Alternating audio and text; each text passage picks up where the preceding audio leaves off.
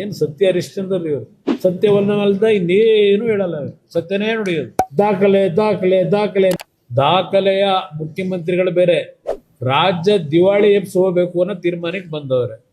ಏನಪ್ಪ ಮುಗ್ದೇ ಹೋಯ್ತು JDS ಅಂತಿದ್ರು.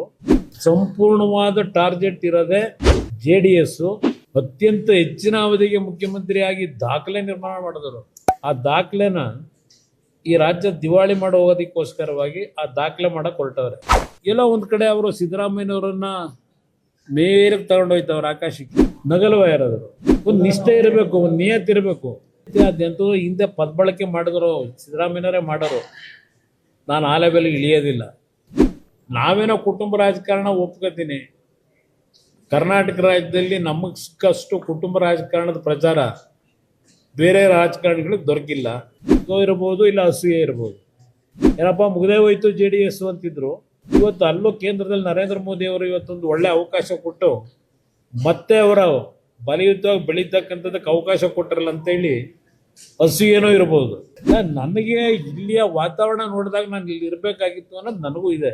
ಬರೋ ಟೈಮ್ ಬಂದಾಗ ಬರೋಣ ಬನ್ನಿ.